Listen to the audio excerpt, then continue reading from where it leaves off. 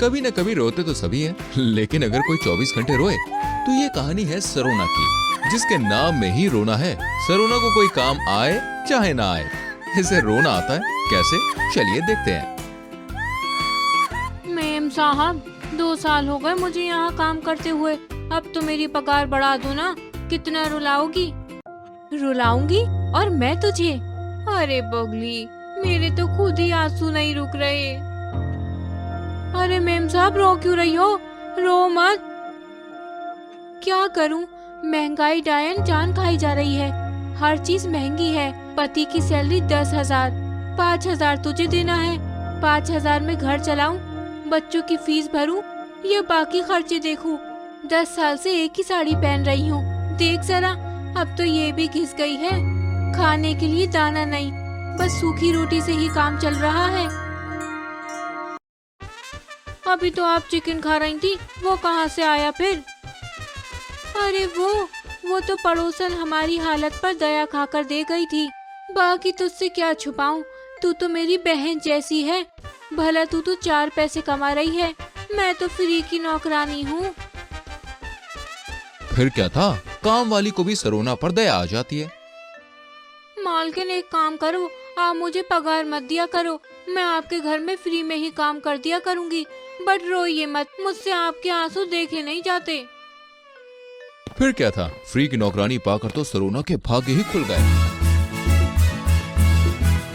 अरे ओ सोनिया, तोरे घर की दीवार में पानी पकड़ लिया है। ठीक करवा ले कंजूसिन, तेरे कारण हमारे घर की दीवार भी खराब हो रही है। मार लो, काट लो, चाहे पंखे से उल्टा लटका दो। यहाँ का बदतमीजी है, हम काहे जुतियाएंगे तोहे? और ये रो क्यों रही हो?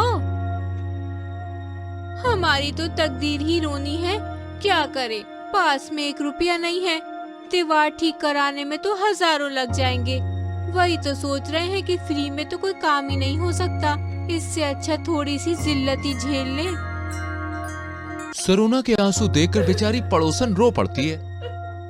दिल छोटा न कर बबूनी, हम करवा देते हैं तेरा ये काम, वरना हमारी दीवार खराब होगी तो डबल खर्चा आएगा। दुखी मत हो, सब ठीक हो जाएगा।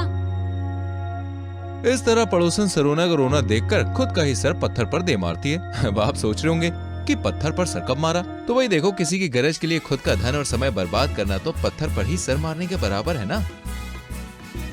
इसी तरह सरोना हर चीज के लिए हमेशा रोना रोती है और लोग उसकी बातों में आ जाते हैं। फिर एक दिन, अरे सरोना, सुनो ना, मैं सोच रहा था कि एक कार ले लेता हूँ। ये कार अब पुरानी हो गई है। कार क्यों?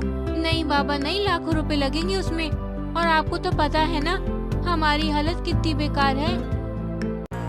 मेरी कमाई पर ऐश करके मुझसे ही रोना रो रही हो? अरे मैं लाखों कमाता हूँ, जाता कहाँ है? 1 रुपए तो तुम खर्च करती नहीं हो। मैं कार ले रहा हूँ, मतलब ले रहा हूँ।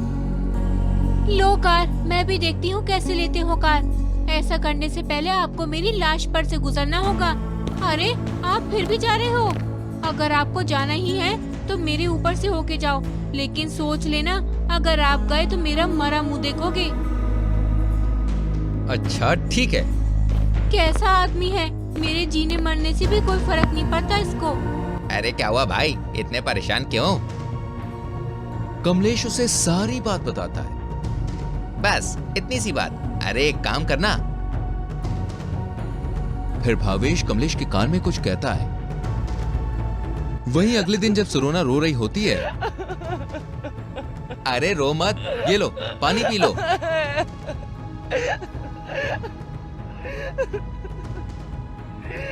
तभी पानी पीते ही सरोना बेहोश हो जाती है। अरे मेरी सरोना, तुम्हें क्या हो गया? कुछ देर बाद भी जब सरोना को होश नहीं आता तो कमलेश डॉक्टर को बुलाता है। डॉक्टर साहब, क्या हुआ है सरोना को? आपकी बीवी को कोरोना हो गया है। सरोना को कोरोना? नहीं, ये नहीं हो सकता। अरे आप मत रोइए, वरना आपको भी हो जाएगा कोरोना। इनको रोने के कारण ही हुआ है कोरोना। इनका रोना बंद करना होगा, वरना इनकी जान को खतरा होगा। फिर डॉक्टर वहां से चला जाता है। कैसे रहूंगी? रोना ही तो नहीं है, देखा ना डॉक्टर ने क्या कहा। मेरे रोने के कारण ही मुझे कोरोना हुआ। नहीं, मुझे मरना नहीं है, मैं मरना नहीं चाहती। हाँ, मैं कभी नहीं रोऊंगी। अगर मैं मर गई तो फिर आप दूसरी शादी कर लोगे। नहीं नहीं, ये नहीं हो सकता।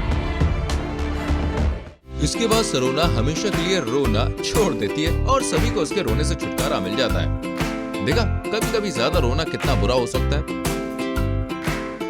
श्रीधर एक बहुत ही बड़ी कंपनी में चपरासी की पोस्ट पर काम करता था। श्रीधर के 3 बच्चे थे, कुसुम, सूरज और विकास।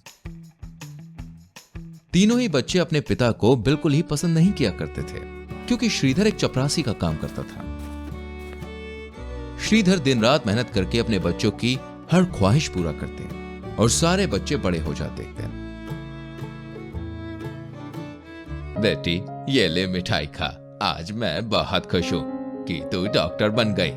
सूरज, ये ले मिठाई, अरे आज मेरा सपना पूरा हो गया तेरे इंजीनियर बनने से। और विकास, तूने तो आज मेरा सिर गर्व से ऊंचा करवा दिया मेरी ही कंपनी में मैनेजर की पोस्ट पाकर। वाह बेटा वाह, मुझे तुम सब पर बहुत गर्व है। अरे आप ही खाओ ये मिठाई, मुझे नहीं खानी। हाँ, आपका सर गर्व से ऊंचा हुआ, हमारा थोड़ी ना हुआ है। अरे मुझे तो शर्म आती है, शर्म, आपको अपना पिता कहते हुए। हाँ, अब तो रिजाइन कर दो पापा।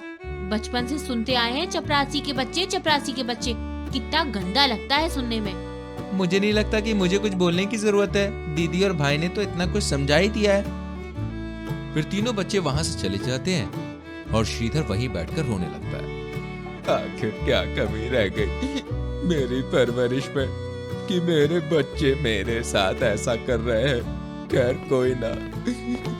फिर श्रीधर ऑफिस चला जाता है और विकास के कैबिन में चाय लेकर जाता है। बेटे, ले चाय पी।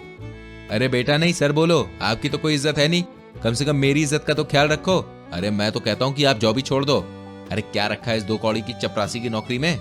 बेटे, इसी नौकरी के कारण तुम बच्चे आज इतनी अच्छी जगह हो, मैं भला इसको कैसे छोड़ दूं?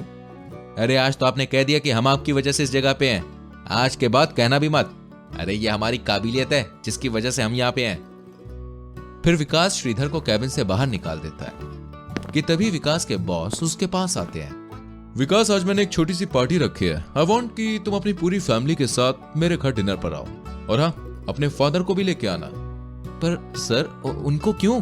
विकास, ओके सर।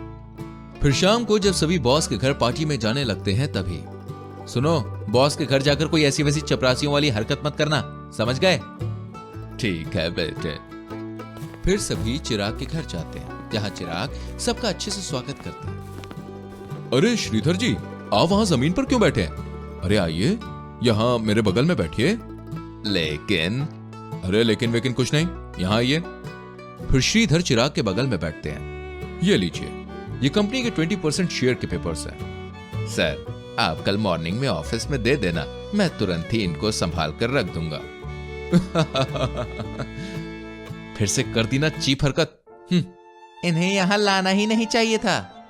अरे श्रीधर जी, आप मेरी बात नहीं समझे, ये आपके नाम के शेयर्स हैं।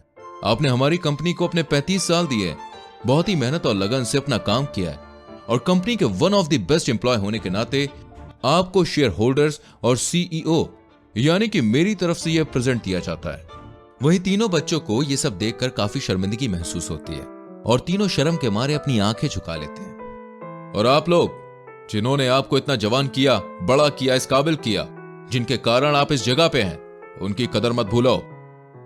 फिर तीनों अपने पिता से माफी मांगते हैं और श्रीधर अपने बच्चों को गले लगा के उन्हें माफ कर देते हैं, और देखते ही देखते श्रीधर एक चपरासी से करोड़पति व्यक्ति बन जाते हैं।